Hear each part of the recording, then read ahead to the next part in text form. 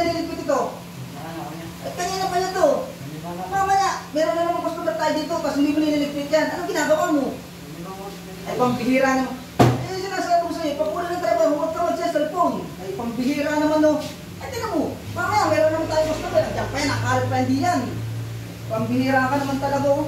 Aba, inuuna ko pa yung pag-cellphone mo kaysa dito sa buka mo dito. Tingnan mo nga yan oh. Hindi, ano kasi, ito kasi si Cedric, nag-ano kasi siya, nagpapasend lang siya dun sa nanay niya, yung Gcash. Pag oras ng trabaho, walang ganyan. Ginagad niya yung nanay niya, huwag mo pagalitan yung bata, kasi yung bata nagtatrabaho naman na maayos yun eh. Ay, agad na ako naman, nagsasalpon eh.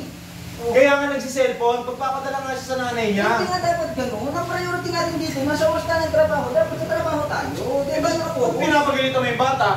Oh. Eh, wala nga sa ano eh. Dapat kasi, pag oras sa trabaho, walang kalukat siya. Unawain mo naman yung bata, pre. Yung bata, magsisend siya ng pera sa nanay niya. Teka, sino ka ba? Bakit? Kaibigan niya ako. O, Hindi ikaw ka- ang sino? Bakit? Taga dito ka lang sa karindere mo. Ikaw ang sino? Huwag mo mapagalitan yung bata. Isipin mo naman yan, oh. Tinong ang dami ng ano, tinong gagawin yan, oh. Baka pumaligpit yan, bugasan pa doon. O paano yan? Mamaya may customer naman din yan, dami na naman customer. O, anong gagawin mo?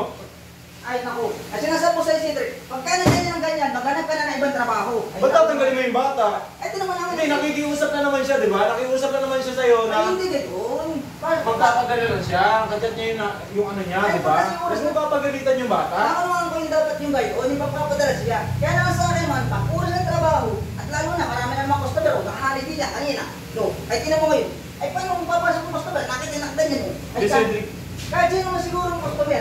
Papasok mo ba yung nakisigura ng ano? Ay, hindi. Hindi.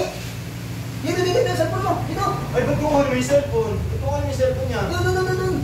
Ay, hindi pwede, pre. Hindi yan pwede, pre. Hindi mo pwede kunin yung cellphone ng bata. Cellphone niya yan eh. Ba't kukunin mo? Nagtatrabaho siya sa'yo na maayos. Kaya na naman siya nakiusap sa'yo na ano.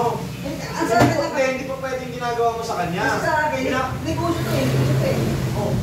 Ang Hindi, negosyo to. aayusin niya naman yan eh. Aayusin niya naman yan eh. Trabaho niya yan eh. Lilinisin niya naman yan. Nakikiusap na naman siya sa'yo. Ay, kailan pa nga? Diba? Ay, may customer na ako. O, paano gagawin ko dyan? Ano, ako maglilitin dito? Kaya mo na yung Cedric, kaya mo na yung Cedric. Ako maglilitin yan. Kaya mo na yan. Bata, tapos ganyan yung tuturing mo sa kanya. Tama mo, bata pa yung 15 years old pa namin, pre. Ay, kasi nga sa akin, trabaho ay trabaho. Hindi mo ano. Nakiusap nga siya sa'yo. Eto nga, makinig ka. Nakiusap siya sa'yo. Ano sabi niya? Ano sabi niya? Saglit lang, di ba? Hindi nga pwede yung ano. Magsisend lang siya ng pera. Para sa akin yan, trabaho Hindi. muna. Eh ako, Trabaho muna. Hindi yung ano ay. hindi, tanggalin mo na lang. Ay, pag nandito ganyan na. Hindi, ikaw yung umayos. Ikaw yung umayos. Hindi, Kaya dapat tanggalin hindi mo na lang. ganyan.